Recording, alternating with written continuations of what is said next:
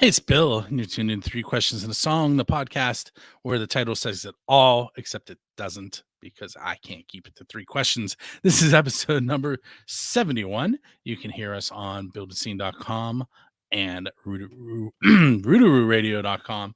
With me tonight is David Hipchen. What's up, David? Hey, Bill. Nice to see you. So here's the thing. I have this official Build a Scene question for my podcast now, and it's only fitting that you have to answer it because you look like him. So the question is, who is your Dave Grohl?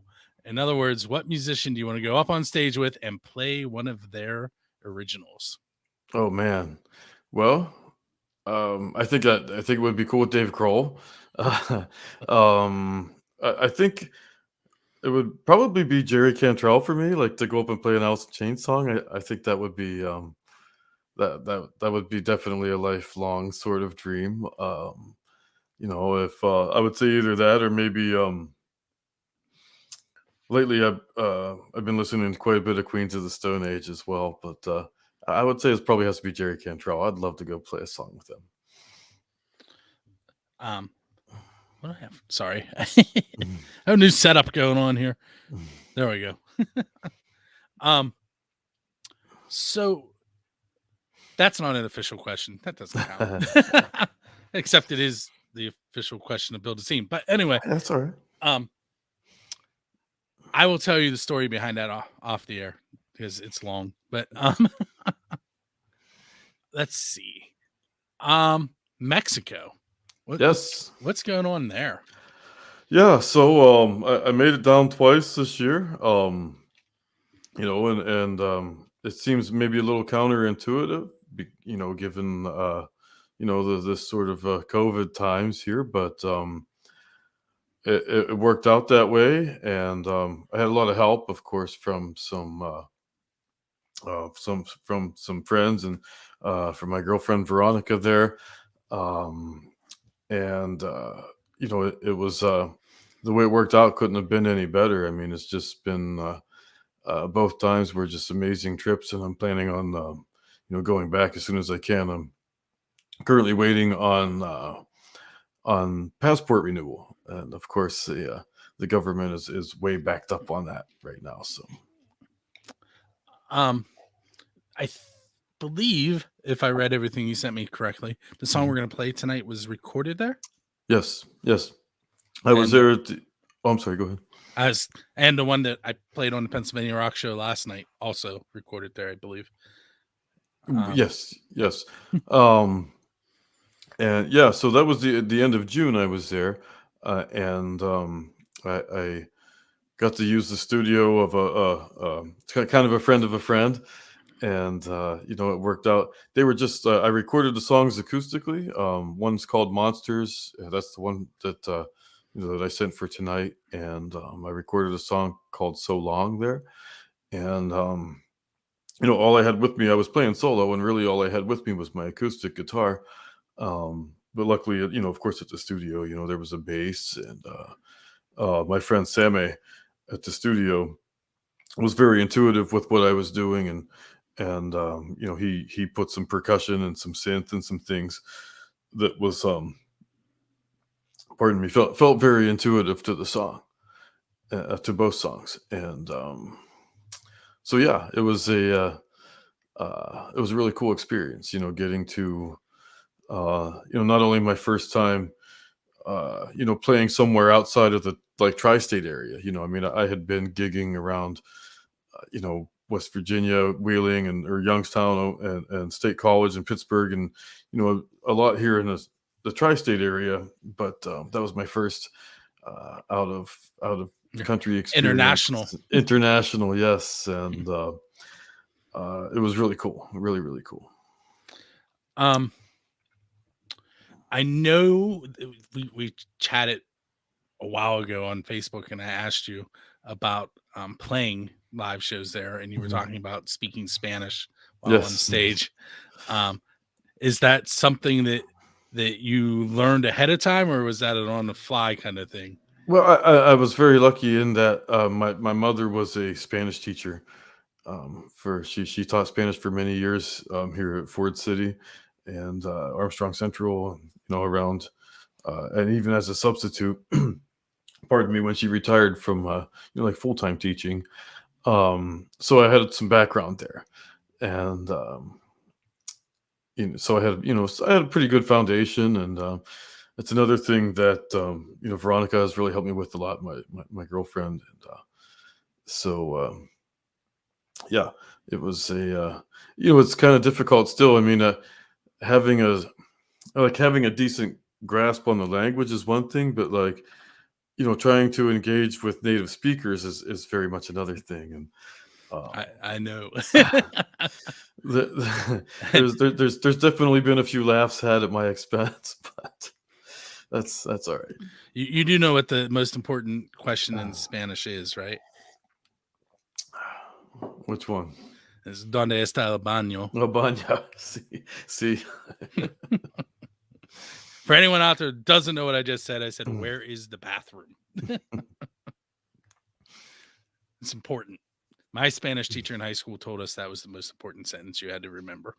Yeah. Well, luckily enough, oddly enough, even because it was kind of a, I mean, smaller school. I never had my mom as a teacher in school. Of course, we would, you know, speak a little bit at home, but I always wound up having one of the other teachers for. I think I took 3 years of Spanish in high school. And, I had it in 8th grade all the way through when I graduated in college. very nice. But you want to talk about oddly in high school? My high school Spanish teachers' names were Mr. Romeo and Mrs. Love. Oh, nice. So Nice. I think that it's especially nowadays, with the all of the digital technologies we have, and having access to the pretty much the whole world right in our phones now. It's um I think it's really more important than ever to like have some kind of grasp on another language. That's something that it seems like we fall a little bit short on in America in general. um, I'm actually teaching Spanish right now. And one of my students said something about we were talking about article, noun, adjective agreements, and they were like, why do they even speak it like that? I don't want to speak like that. And I was like, listen, I said, not only do they speak it like that, but they speak it in English too, I guarantee it. Yeah, yeah. But anyway, what I have to I have to ask you this question, and you'll understand. Yeah. I was at Radioactive Event Center back in Oh, November, okay. and there were 2 bands from our area, a band from Michigan, a band from California, like the state of California, playing. Mhm. And the band from Michigan had hired me through First Angel Media to come take pictures, and I got there and they were eating Vocelli pizza, and they were so excited about Vocelli's pizza. And I said to them, I was like, listen, there are so many mom and pop places around here. I was like, Mel's is right up the road. I was like, I can't believe that they got you Vocelli's. And so the question that comes out of that story is, what is the best pizza you've ever had because you were a musician? Huh. So like pizza maybe that we had at a gig or something like that. Yeah. Um oh man, I wish I could remember the name of the place. Um there was a place in Swissvale.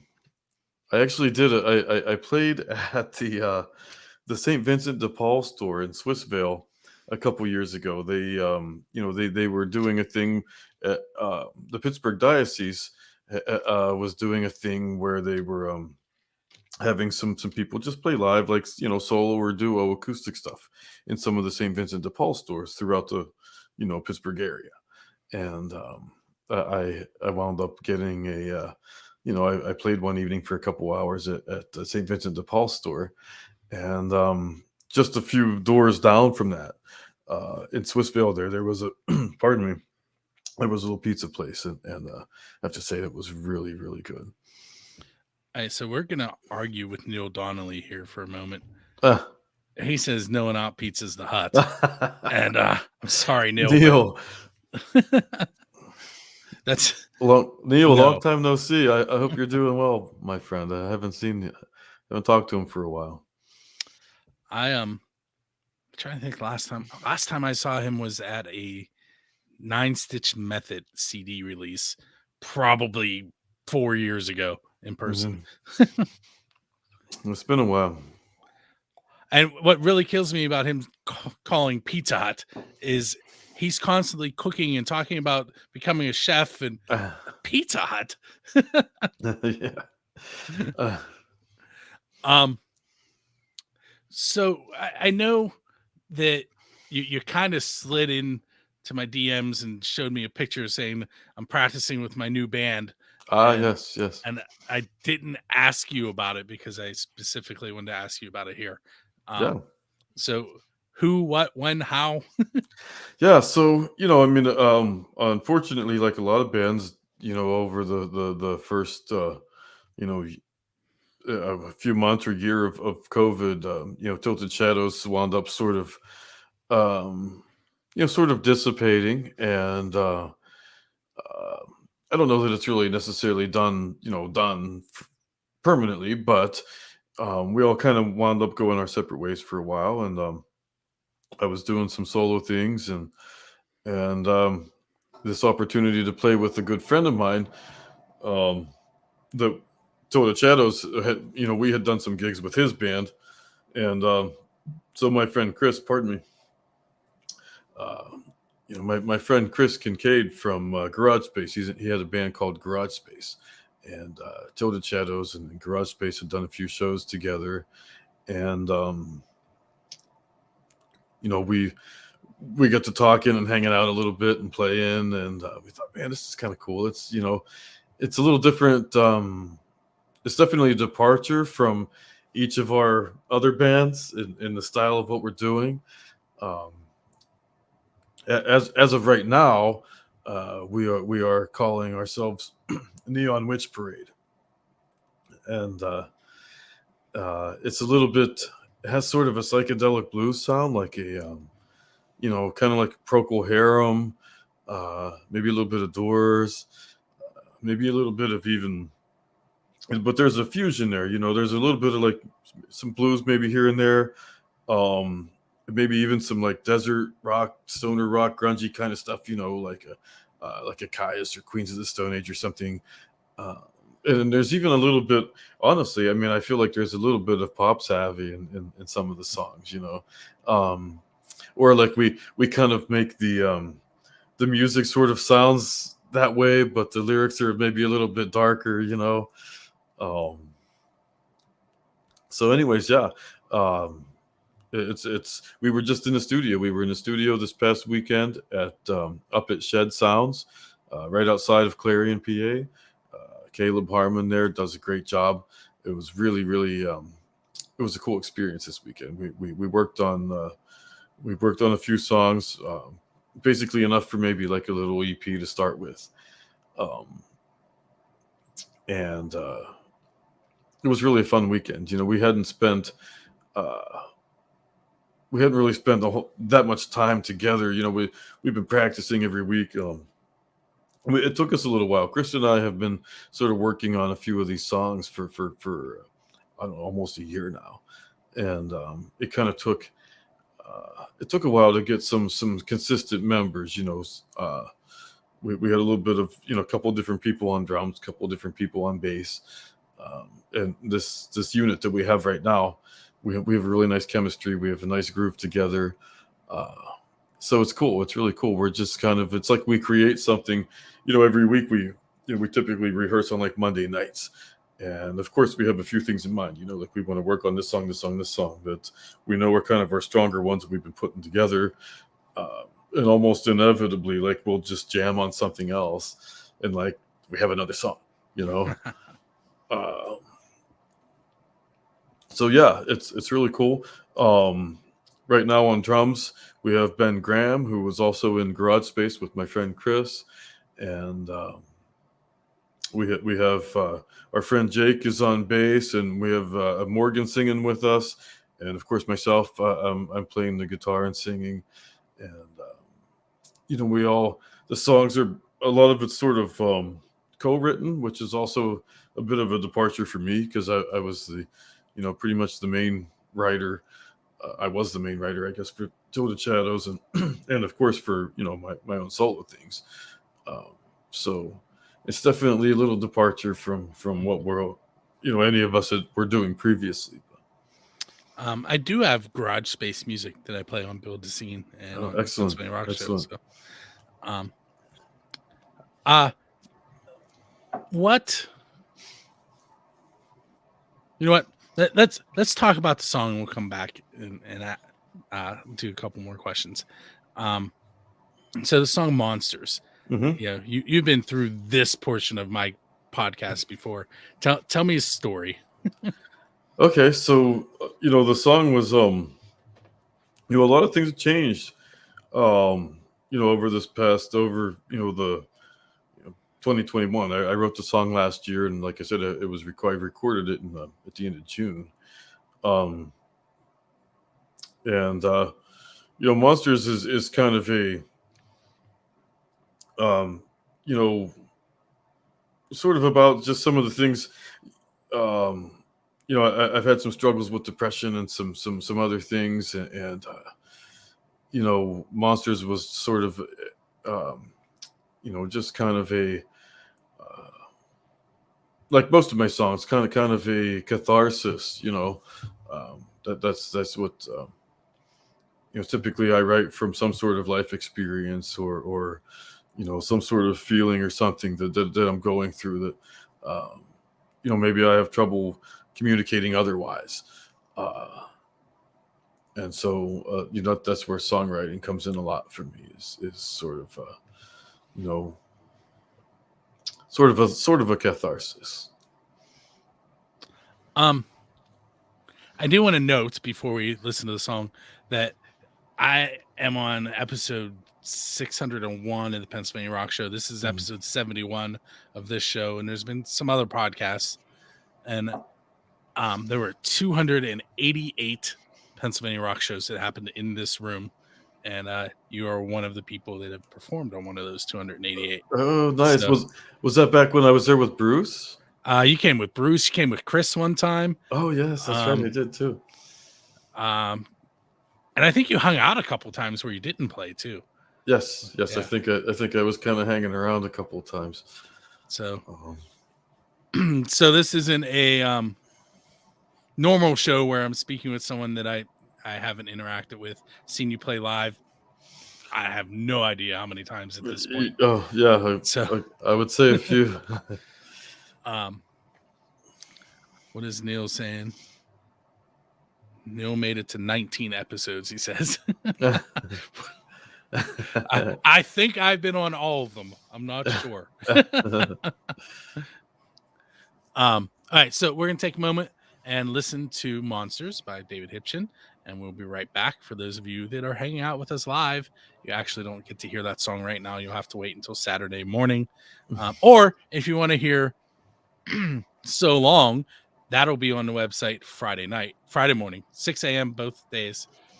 The podcast will show up. So PA Rock Show, you can hear So Long. 3 questions in the song, you can hear Monsters.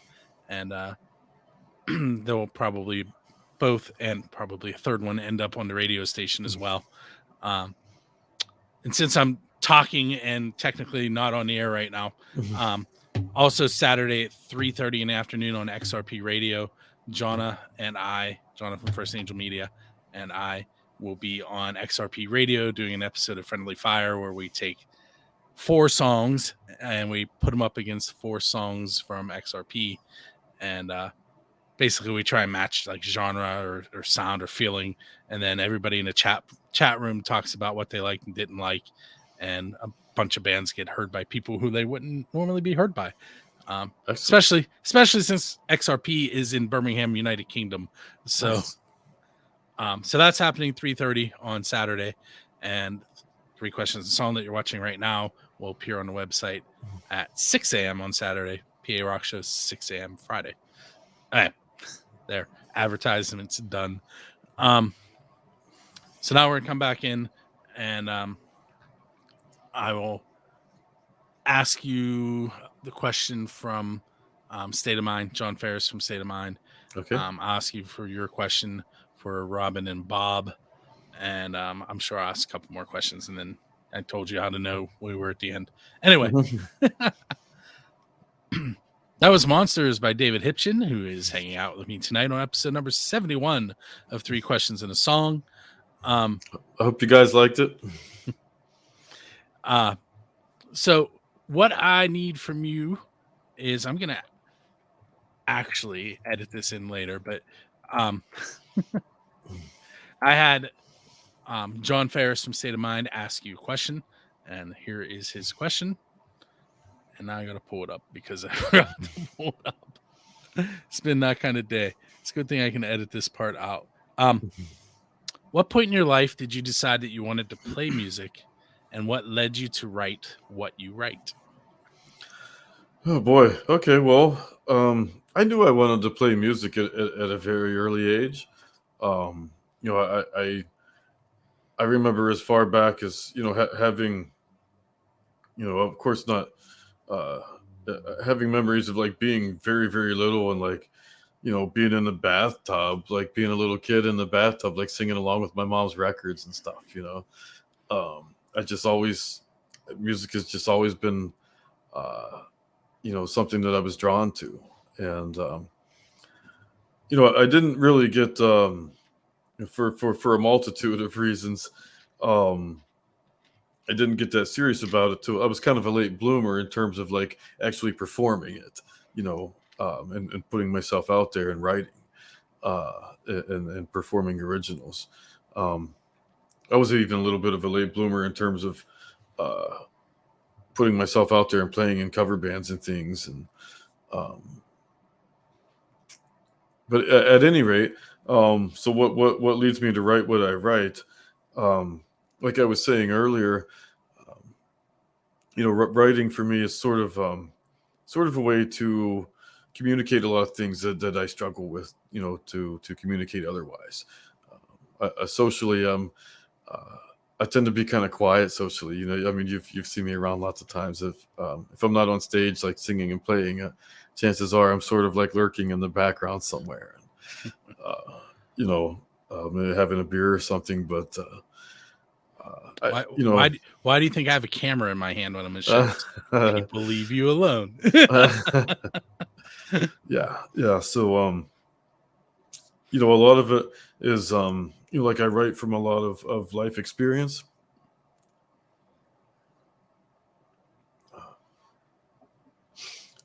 And you know, I'm not that good at like writing. You know, some people are good at like writing these sort of like story songs, you know, that are um, you know, almost you know, almost like a short story or something like that, you know, that you would read. um but I've never been that. I'm way better at writing from uh, you know, from life experience or from, you know, some sort of internal place. Um, Yep. I um I kind of smiled when you said about writing short stories. I interviewed Chris from um oh, why am I blanking on the band's name now? Leprosy. ah, Band that's been together like 33 years in Pittsburgh, nice, gore excellent. metal. Yes, And yes. when I asked him about his song, he went on and told me this whole story with background information and how all the songs link together, and it's all horror gore. And I was like, have you ever written a script? Yeah, I mean, it yeah, was yeah. And some people write great songs that way. You know, I just seem to do better from um, a little bit more internalized, you know, standpoint, I guess. But you know, that's the cool thing about you know, songwriting or art in general. You know, is it can be from, everybody gets it from somewhere different inside them, or approaches it a little bit differently. Sorry, I didn't mean to throw you off putting that up there. Oh, that's all right. Are you familiar with Charlie Doyle? I'm not. All right, so he is a huge metal fan. He runs a website, and I'm going to mess it up. It's activeandautistic.com, I believe, or it might Oh, be nice. reversed.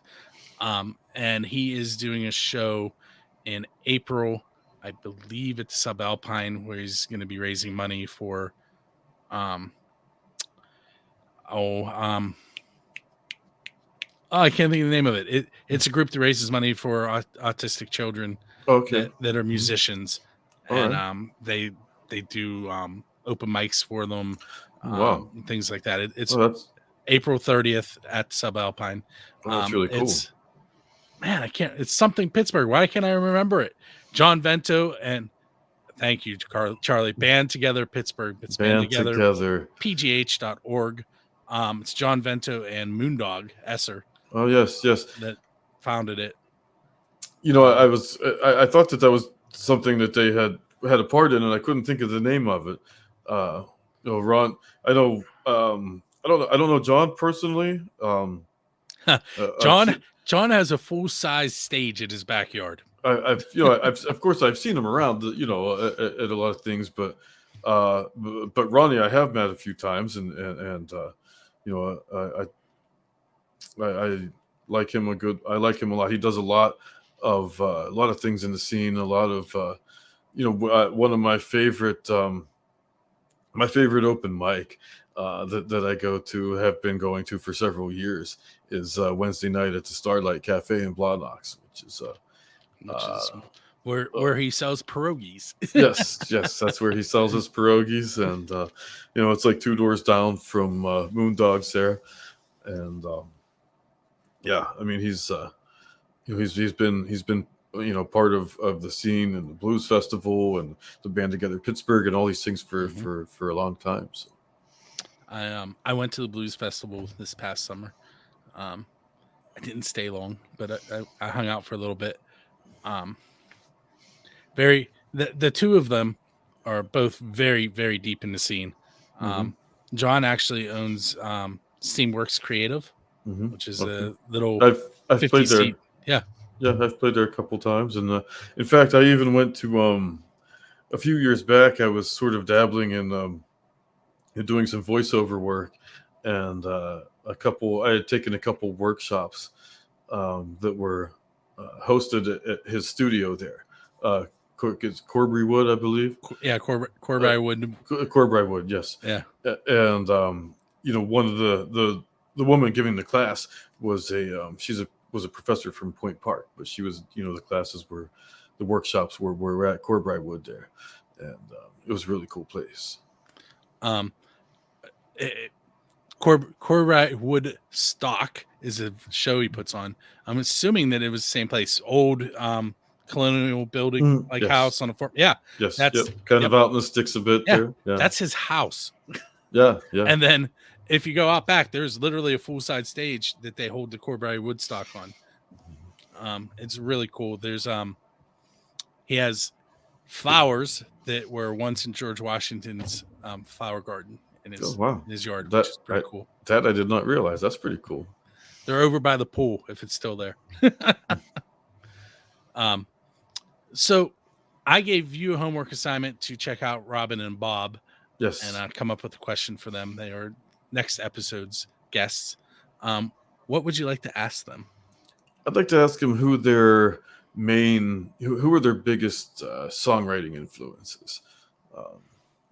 Sometimes I know for me, sometimes like my influences for one thing are maybe something different than another aspect of what maybe my guitar playing influence is a little different than a writer who influenced me. So I want to know who their songwriting influences are. Cool. So now your next assignment is you have to listen to the next episode so you can hear their answer. This is sweet. I've unofficially named this the now I'm completely blank. When Chain Letter. It's the Chain Letter podcast. Nice. Where you have to send it on, and um, there's that interaction. Yeah, that's um, nice. That's nice. you are actually probably familiar with whose fault that is. Doug Carnahan had the idea of bands, musicians interviewing each other, and we Yeah. never got it together. But then when I start this podcast, I'm like, I gotta kind of use that idea. Yeah. That's also why the Build to Sing logo has that microphone it has, Mm-hmm. because it looks like the mic that Doug uses on stage. Oh, very nice.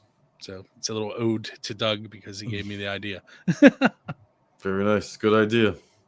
um, so where can the listeners find you online, find your music, find out where you're playing? So, another thing that sort of happened over, the first year of COVID was, um, I kind of had to uh, let some things go, and I'm sort of starting to reset now. Um, I had a website and some things, and I kind of had to let that stuff go for a little bit, just because I wasn't gigging, I wasn't, I wasn't, making, making the same sort of money that I was before from gigs to sort of help out with things. Um, and so I'm gonna get some things started now. I want to put up a new YouTube. I want to put up a new website. I've been kind of using this time to focus on writing a lot and get some things ready. I have some songs, a good few songs already, um, but I wanted to get a few more, and I've been writing with my new band and stuff. Um, so right now, I've been trying to be a little bit more active on. Excuse me. It's really dry tonight from the weather right now. Is the heater's just like constantly blowing. That's because it's like 10 degrees in the morning and That's right. 25 during the day. Um, I just took my air conditioners out of the windows last night. yeah. So right now I'm kind of trying to I want to be. Of course, I do still have my the Facebook page. David Hipchen Music, and my personal Facebook page. Um, and my Instagram. But I want to put and my old, from Tilted Shadows. Of course, those things are all still available on iTunes and Apple Music and Amazon and Spotify and all of those places. Um, and I want to get that set up for my solo work here, and hopefully for Neon Witch Parade as well. In the near future, it's just kind of like I said, I wanted to take some time and a lot of things. I had uh, some personal things also that happened over the last year that you know, everything just sort of took a little bit longer than what I thought it would. I had planned on already having a solo album out. I've been dreaming up my first solo album now for a while, which I thought would be out by now, and it's nowhere close to that. But I am working with, I have some things in the works and working with my new band.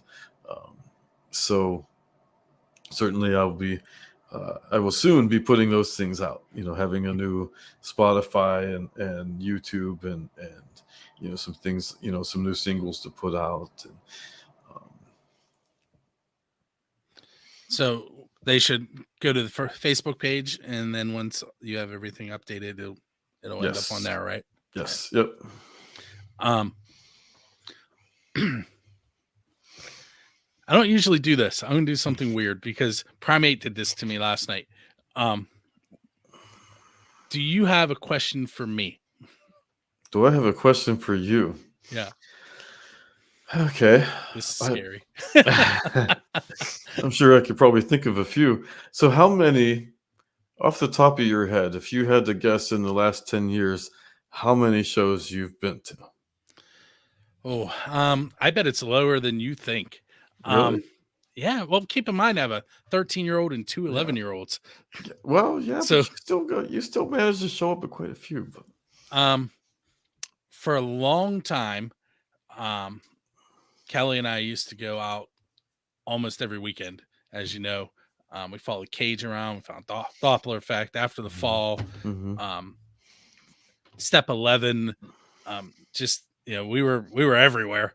And then once the kids showed up, that kind of tailed off. And then once we had a 26-month-old and newborn twins, it really tailed off. So for a good while, I basically the only shows I was going to were out in Islin, or maybe if there was something at the Leechburg Moose that I could walk to and come back fairly quickly. Yeah. Well, hey, that's understandable, But now that they're 13 and 11, I have a little more leeway, and I've been doing the photography thing. So recently I've been to a lot more shows, even with the pandemic. Let's see. Frank Vieira are you familiar with him? I'm not. It's so not a show that I thought I would ever went to. Jonna was supposed to do a photo shoot for them, and he was doing a show at Tequila Cowboy February, right before the pandemic, everything shut down. And she got food poisoning. And all the other photographers for First Angel Media weren't available. So that was my first ever paid photography gig. Oh, nice. And I went out in a panic the day of, had a blast. He's country. Okay. But he does kind of walk that Southern rock line at times. In fact, he played some Skinnerd. And I was hooked. So I've been doing the photography thing ever since. I've been a couple Crash Army shows, Neostem. Today, really Saturday, I'll be at it's Neostem, Parable, and the Molecule Party. Oh man, this could be a great show. I have done wow. They're gonna be so mad that I can't remember. Wow, I did Royal Honey's CD release. I did some photography at, which got the Borstal Boys, Royal Honey, the Cheats. It's not my first time seeing a whole Cheats set. I'd seen them. Excellent. They're a lot of fun. Yeah. I saw them one time at the Hyde Park Tavern, but only for a little while because Fred Almer showed up after he had moved to Florida. He's like, "Hey, let's go to the Moose," and I went to the Moose. But yeah, wow. I mean, I guess just there I listed a whole bunch. That's quite a few. Wow. I'm probably one of the few people that is this into music that has been to more unsigned shows than major shows. But I mean, I don't get me wrong. I've been to some major shows. I've been Kiss, Motley Crue, Aerosmith. Wow.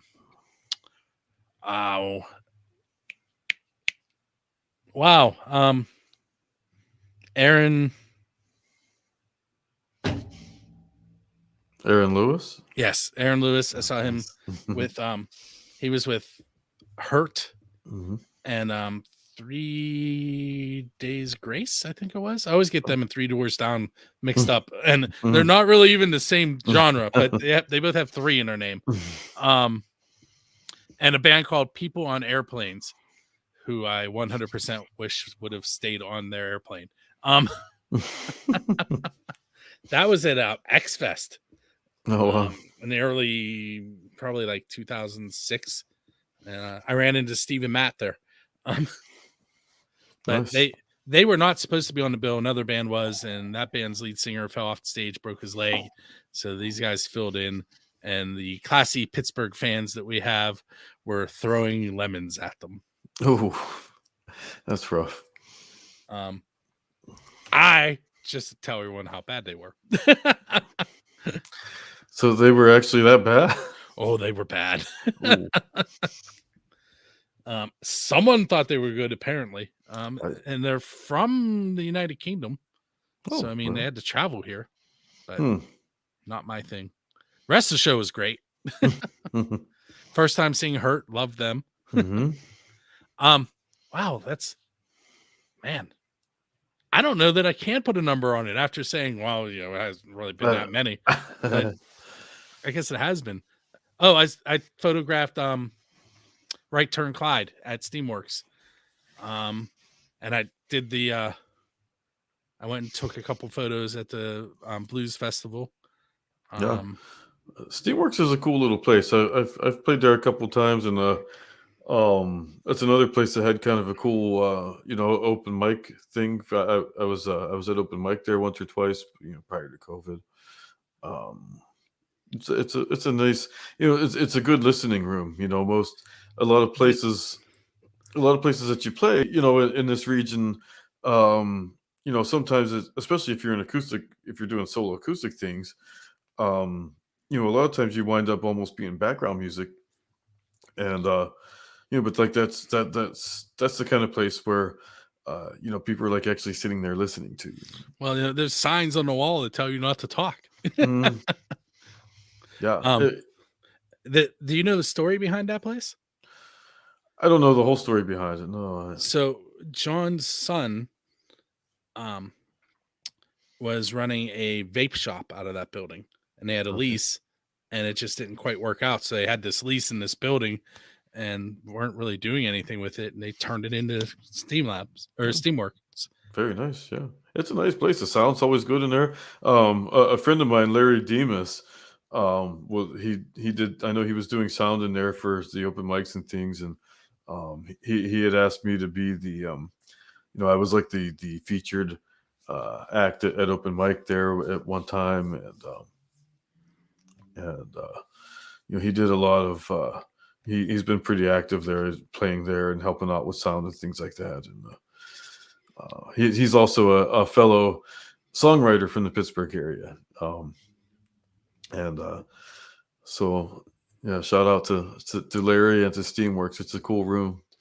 I the night I was there, the lighting guy let me tell him where I wanted what light and what color, and he was like, Nice. "Let me know what you need."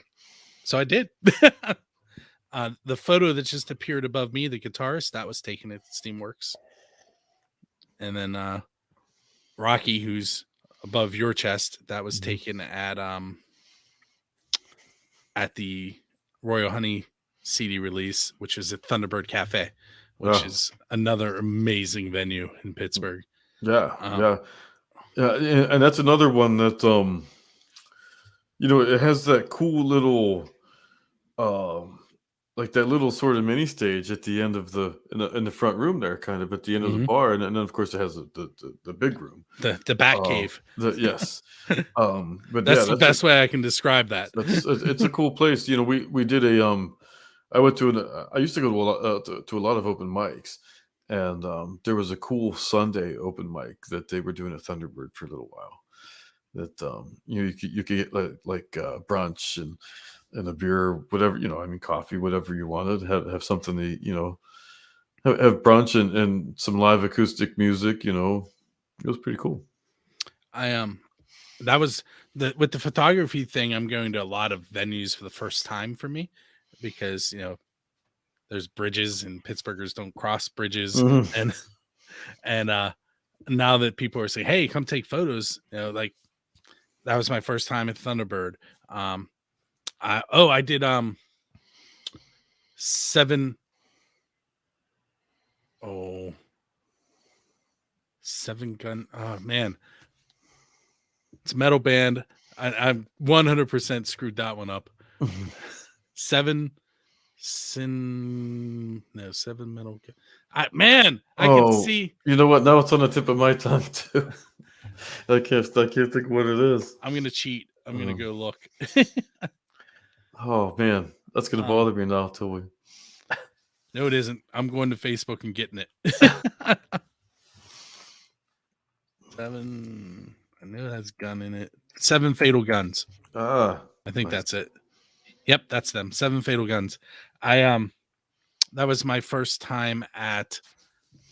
Oh man, my brain is fried tonight. Fairly big venue in the Pittsburgh area. Everybody plays it. Um, Mm. why can't I think of the name of it? Um, Mr. Smalls? no, it's Or not in the city. It's man, it's like on the same level as Jurgles, and I can't think of it. The oh, dang it. Now that you put it that way, I'm like, um, man, we're both blank on I'm scrolling through to see if they're playing another it. show there. Man, why can't something house barn grill? Craft House. It's Craft House. Craft House, that's right. It's down in the South Hills. I can't believe it took me that long to pull that out of my head. Uh, Um, now that you mention it, I'm like, I did a and I couldn't think of it Uh, when you okay, said it was sort of like in that same vein as Jurgles. I knew what you were talking about. I I should couldn't have think, just been asked Charlie again. yeah, I was part of a I played a show there once, solo acoustic set as part of like a songwriter showcase kind of thing at Uh, Craft House one time. It was Another really cool venue. yeah. Um, I I walked in and the guy running sound knew who I was. It was the weirdest thing ever. I Mm, hardly like I'm not used to being recognized, and he actually his name's Larry. I'm gonna mess up his last name. Dagiello. He is in Modern Fossils, okay, and he has solo music out too. nice. And like I literally opened the door and he was coming out as I was going in, and I was like, and he's like, Bill, and I'm like, okay, I know he looks familiar, but I didn't expect to know anybody. Yeah, it's we're lucky that we have a few pretty cool venues still. I mean that's um, venues, music venues in particular, have just been decimated. Over the last year and a half here. Um, That's there's new in New Ken, preserving the underground. Have you been to mm, that one yet? I haven't been to that one yet. No. That one is on my list. It is it's a record store upstairs, Nice, and then there's nice. a 300 person venue in the basement, stage and lighting and everything down there. Really And I want to say it's you can like if you want to do your own event, I think it's you can rent it for $300, and then Dresky books it. nice, very Um, nice. I'll have to check that place out. Charlie's throwing out Get Hip Records too. Mm. um, Yeah, a cool place that was I think they moved since I had played there, but there was a record store on the north side called the Government Center, the north side in Pittsburgh, that had been hosting live music as well. And I did a another solo. I was part of like a multi songwriter show there one night. That was really cool. I thought those record store kind of shows I always thought were pretty cool. I just have one more thing for you to tell us about the songwriting circle that you're involved in Ah, Pittsburgh. yes, yes. You can just give us a little bit of insight on what that is and how to get Oh, involved with it. yeah. Well, they the first Wednesday of every month they've been meeting at the Starlight in Blawnox there. Um, and basically, it's called the Pittsburgh Songwriter Circle, and I got involved with it here probably about 5 years ago at this point. Um, they used to have their meetings at the Bloomfield Bridge Tavern, which was another one of my favorite old stops. When I was going to some shows and open mics in the city, um, there was a good open mic at Bloomfield Bridge Tavern on Tuesday nights, and then it was once a month. Before open mic was the Songwriter Circle meeting there, and basically, it was because I had gone there for open mic and not realizing that it even was the songwriters group night, and a gentleman, uh, a guy from the songwriters group named John Hayes, who's sort of runs the group. Uh, was like, hey, you should really check out. They were very inviting. They were like, hey, you should really come check out our he heard me playing originals and was like, man, you really need to check out our songwriters group. And we have the first Tuesday of every month or whatever. We meet before open mic here, and it's really a cool. They have different sort of songwriting challenges and things like each month. Maybe one month it'll be like, hey, this month for the meeting, we want you to write a song that starts with the chorus instead of a verse, or may have some specifically themed, you know, or maybe just write something that's out of your wheelhouse a little bit, something like that. But there's a lot of sort of songwriting challenges, and a lot of times then at the meetings, of course, that's another thing that suffered over COVID time here so far. But the meetings have been over the last couple months really picking up again. Where a lot of people show up and everybody sort of gets a turn to play their song and yeah, you really get to share a lot of things. Um, you get a lot of insight into different approaches to the process, the creative process, and a lot of different streams of consciousness. When it comes to how different songwriters like to create their art. And so yeah, they do. They and then they do a compilation album annually, and so this would be, I want to say, the fourth. This would be the fourth song I've had on one of the songwriters compilations, and we had been doing album or like CD release shows at the Root Cellar at the Center for the Arts in Oakland. Um, and of course, that's another thing that we weren't able to do last year. And to my knowledge, I don't think they're doing one this year either. But um, it's a cool thing, though. The CD has there's such a wide variety of styles. I mean, there are everything from you know there's a wide age range of songwriters that contribute, and so there's a wide, there's definitely a lot of variety in lyrical style, musical style, um, just all kinds of. Uh, I imagine that there are some collaborations that come out of that too. oh yes, yeah, definitely some collaborations. And really it's a lot of friendships as well. I mean, a lot of these people that I met there, fellow songwriters, I've wound up either being friends or at least pretty fun acquaintances. Like we'll see each other at other open mics and things now, and we'll talk and we'll bounce songs off each other and things like that. And it's yeah, it's a cool group. They're very welcoming. Um, Someone like me who is so like a little socially backward sometimes. Um, they made they make you feel pretty comfortable, and they're very welcoming and very very supportive when everybody puts their thing out there. See, I told you it was not going to be 3 questions. It's been David, a good talk though. yeah, I have this all the time, or I wouldn't be almost 700 episodes into all of them. Yeah. Actually, probably, if you count all the shows I've been on, like as a guest, and the couple of podcasts that just didn't work out, I probably am over 700. Probably. But hey, I want to thank you for hanging out with me on episode 71. Thanks for having me, man. It's nice to see you. You as well. Hopefully, sometime soon in person. Yes. I'm currently, I guess. Well, I'll tell you that off the air. Anyway, this has been episode 71 of 3 Questions and a Song.